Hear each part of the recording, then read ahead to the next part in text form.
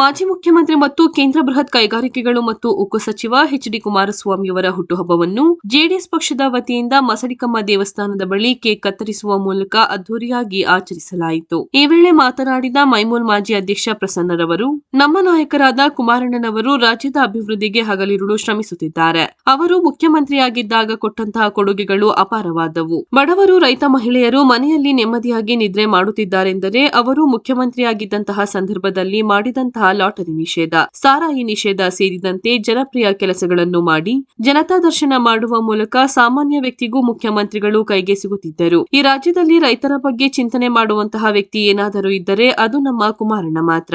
ಭವಿಷ್ಯದಲ್ಲಿ ರಾಜ್ಯ ಅಭಿವೃದ್ಧಿ ಹೊಂದಬೇಕಾದರೆ, ರೈತರ ಅಭಿವೃದ್ಧಿಯಾಗಬೇಕಾದರೆ, ಬಡವರಿಗೆ ನ್ಯಾಯ ದೊರಕಬೇಕಾದರೆ ಕುಮಾರಣ್ಣನವರು ಈ ರಾಜ್ಯದ ಮುಖ್ಯಮಂತ್ರಿಯಾದರೆ ಮಾತ್ರ ಸಾಧ್ಯ ಎಂದು ತಿಳಿಸಿದರು. ನಂತರ ಜೆಡಿಎಸ್ ಪಕ್ಷದ ತಾಲೂಕು ಅಧ್ಯಕ್ಷ ಅಣ್ಣಯ್ಯ ಶೆಟ್ಟಿ ಮಾತನಾಡಿದರು. ಈ ಸಂದರ್ಭದಲ್ಲಿ ಮಾಜಿ ಎಂಡಿಸಿಸಿ ಬ್ಯಾಂಕ್ ನಿರ್ದೇಶಕ ರವಿ, ಸುರೇಶ್, ಐಲಾಪುರ ರಾಮು, ಗಗನ್, ಕುಮಾರ ಕಂಪ್ಲಾಪುರ, ಗ್ರಾಮ ಪಂಚಾಯಿತಿ ಅಧ್ಯಕ್ಷ ಲೋಕೇಶ್, ಮಹದೇವ ಕಿರಂಗೂರು, ಮುತ್ತುರಾಜು ಜೆಸಿಪಿ, ಪರಮೇಶ್, ರಂಗಸ್ವಾಮಿ, ಪ್ರೀತಿ ಅರಸ್ ಸೇರಿದಂತೆ ಸಾವಿರಾರು ಕಾರ್ಯಕರ್ತರು ಭಾಗವಹಿಸಿದ್ದರು.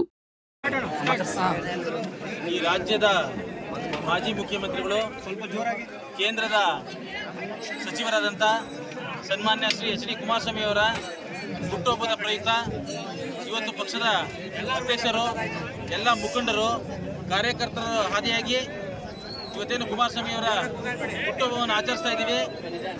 ಈ ರಾಜ್ಯ ಕಂಡಂಥ ಧೀಮಂತ ಮುಖ್ಯಮಂತ್ರಿ ಆದಂಥ ಕುಮಾರಸ್ವಾಮಿ ಅವರು ಕೊಟ್ಟಂಥ ಕೊಡುಗೆಗಳಿದೆಯಲ್ಲ, ಅದು ಭಾಳ ಅಪಾರವಾದದ್ದು. ಇವತ್ತು ಬಡವರು, ರೈತ ಮಹಿಳೆಯರು ಇವತ್ತು ನೆಮ್ಮದಿಯಾಗಿ ಮನೇಲಿ ನಿದ್ರೆ ಮಾಡ್ತಾವ್ರೆ ಅಂತ ಹೇಳಿದ್ರೆ ಅವ್ರು ಮಾಡಿದಂಥ ಸಾರಾಯಿ ನಿಷೇಧ, ಲಾಟ್ರಿ ನಿಷೇಧ ಪ್ರಮುಖ ಕಾರಣ. ಜೊತೆಗೆ ಒಬ್ಬ ಮುಖ್ಯಮಂತ್ರಿ ಸಾಮಾನ್ಯ ಜನಕ್ಕೆ ಸಿಗ್ತಾರೆ ಅನ್ನೋದು ತೋರಿಸ್ಕೊಟ್ಟಿದೆ ಕುಮಾರಸ್ವಾಮಿಯವರು.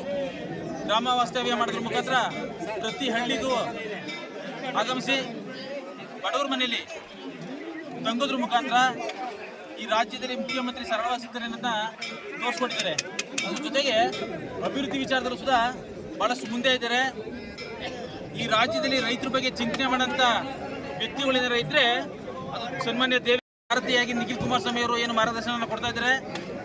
ಈ ಮೂವರ ಮಾರ್ಗದರ್ಶನದಲ್ಲಿ ಜೆಡಿಎಸ್ ಪಕ್ಷವನ್ನು ಕಟ್ಟಿ ಮುಂದೆ ಬರೋಂಥ ಚುನಾವಣೆಯಲ್ಲಿ ಕುಮಾರಸ್ವಾಮಿ ಅವ್ರನ್ನ ಮುಖ್ಯಮಂತ್ರಿ ಮಾಡಬೇಕು ಅಂತ ಈ ರಾಜ್ಯದ ಜನತೆ ಕಾರ್ಯಕರ್ತರಿಗೆ ಆತೋರಿಸಿದ್ದೀವಿ.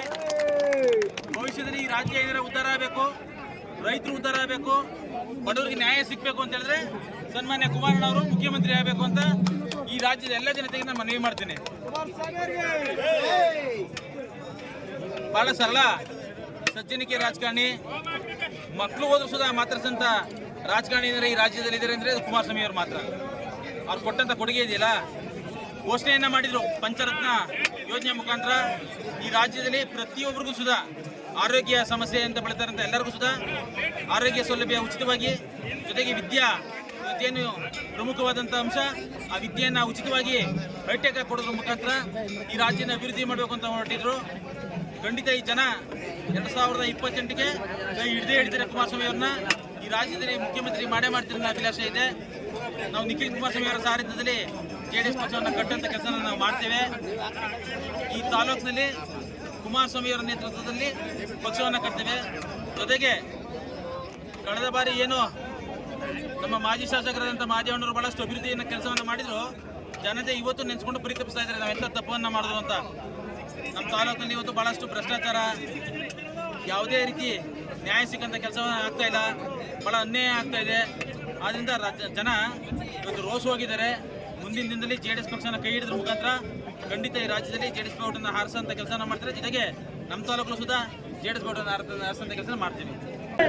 ಪ್ರಧಾನಿಗೆ